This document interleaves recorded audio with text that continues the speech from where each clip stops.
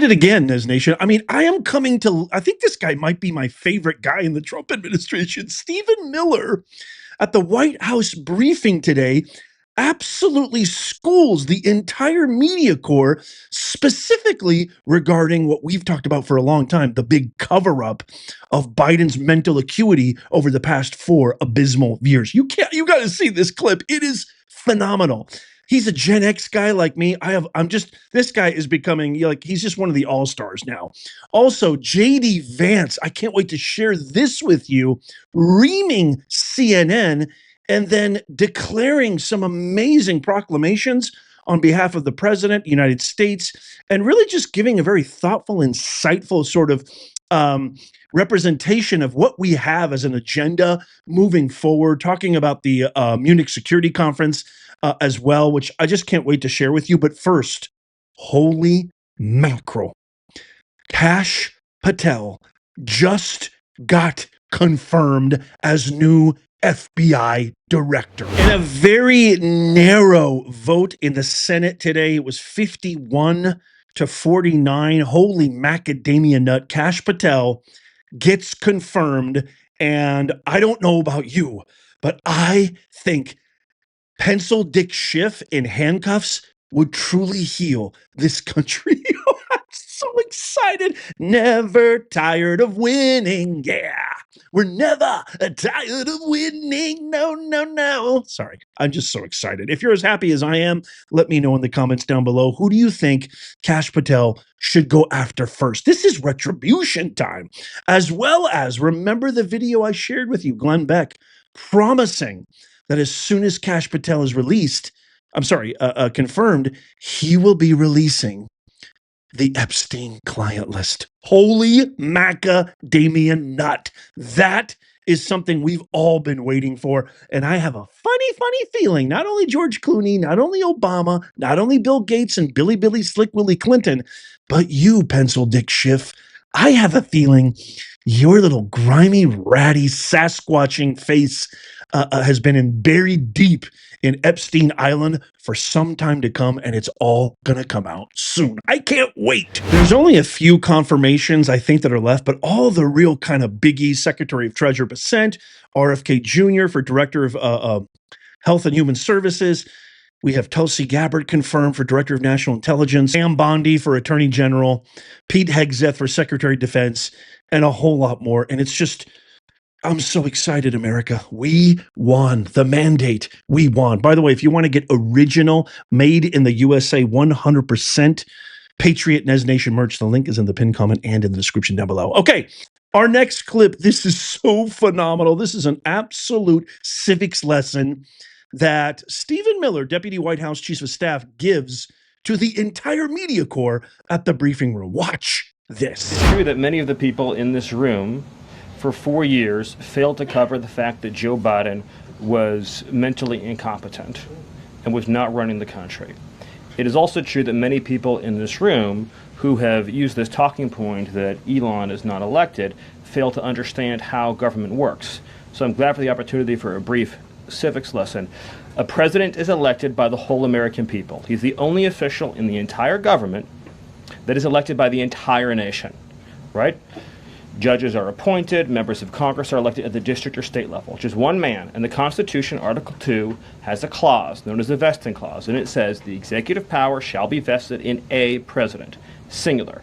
The whole will of democracy is imbued into the elected president. That president then appoints staff to then impose that democratic will onto the government. The threat to democracy, indeed the existential threat to democracy, is the unelected bureaucracy of lifetime tenured civil servants who believe they answer to no one, who believe they can do whatever they want without consequence, who believe they can set their own agenda no matter what Americans vote for. So Americans vote for radical FBI reform, and FBI agents say they don't want to change. Or Americans vote for radical reform on our energy policies, but EPA bureaucrats say they don't want to change. Or Americans vote to end DEI, racist DEI policies, and lawyers at the Department of Justice say they don't want to change. What President Trump is doing is he is removing federal bureaucrats who are defying democracy by failing to implement his lawful orders which are the will of the whole American people. Bravo, sir. I mean, I just got to give it up for Stephen Miller. I mean, let me know what you think in the comments. Isn't this guy just right on point? I mean, articulate, intelligent, direct, perfectly legitimate use of volume. I mean, a lot of people say, well, my wife kind of thinks he kind of gets mad. He gets frustrated. He's raising his voice appropriately. I'm pissed too. You should be pissed. We should all be pissed. Why? Because we have been getting absolutely stooped by this tyrannical, fascist. You want to talk about real fascist, evil. I mean, wholly evil what they've done to our country. Ridiculous regime. We have been completely getting stooped. And I'm telling you right now, if this Doge dividend comes in, or they're talking about, you hear Elon Musk and Trump talking about this Doge dividend of $5,000, which is a sort of nebulous, unconfirmed amount. I would say this: I don't want it. I don't want the dividend. You know what I want? I want this country to be so enriched and wealthy and prosperous due to the right, significant, proportionately structured and strategized policies that we don't need income tax anymore. I would rather abolish the IRS, completely get rid of federal income tax, have a flat purchase tax or something of the like, and never have to worry about April 15th. I know you guys, if you're like me, people who are actual stakeholders, people who actually work hard, people who actually own a home, perhaps. This is one of the most trepidatious, nervous, and anxietal times approaching tax season, because it's just there. It's in the air. And there's all this pressure of getting it right and getting it perfect, or else. Abolish it, get rid of it once and for all. I want our country to be enriched by actual, practical, smart, intelligent policies. Let me know what you think in the comments down below. Okay, and my next story are amazing, awesome. I mean, Trump's picks are out of this world. Grand slam home runs. Pam Bondi, Kash Patel, RFK Jr., Stephen Miller, the list goes. Caroline Leavitt. How amazingly marvelous is Caroline Leavitt as White House press secretary? Holy mackerel. Not only is she beautiful, but her intelligence and her defiance and her absolute never back down attitude. I love it. Well, JD Vance just fits right into the mix. I'm loving JD Vance more and more. Watch him in this clip absolutely torch CNN. Check this out. I don't even think we can keep track of all the things you all are doing. In fact, I don't even think the press can keep track of all they're doing. I mean, they talk about the shock and awe strategy. Seriously. So when you're looking at this list after list after list, what stands out to you? Well, speaking of the press, I do think that we've had maybe more executive orders than CNN has viewers each night. So hello to our friends at CNN. I actually think that their plan was they were going to go all in on anti-Trump and hope that he could save CNN in the same way that he did, frankly, in 2017, because nobody really watched the network until he became president in 2017. But that's maybe the one thing I think the president has been unable to save CNN's ratings over the last few months. But look, I think that what the president has tried to do is recognize that we have a historical mandate on a few issues. We have to secure the southern border, and thanks to his actions, border crossings are down well over 90%, and we're just getting started. He recognizes that we have to really unlock the engine of American growth. We've got to get back to having a growing economy that creates good jobs and high wages for the American people. And a lot of that goes back to drill, baby, drill. We've done more on energy under President Trump's leadership than I think any administration in history, and that's not an exaggeration. And of course, we're going to do more. And then I think the third thing that he's tried to do, of course, with the help of Elon and all the great folks at Doge, is ask, what are we doing with all of the American taxpayers' money, and why are we wasting so much of it on garbage that the American people either aren't aware that we're spending it on or don't want to be spending it on in the first place? Right. Like, for example, the stuff that we've figured out, Mercedes, is unbelievable. Why are we spending money on progressive modern art projects centered around toilets in Afghanistan. That's actually something that your tax dollars were funding until very recently. And I think all of us are sitting around and asking, what the hell have we been doing with the American people's money for the last 4 years? Let's turn off the spigot and spend the American people's tax money on the American people's priority.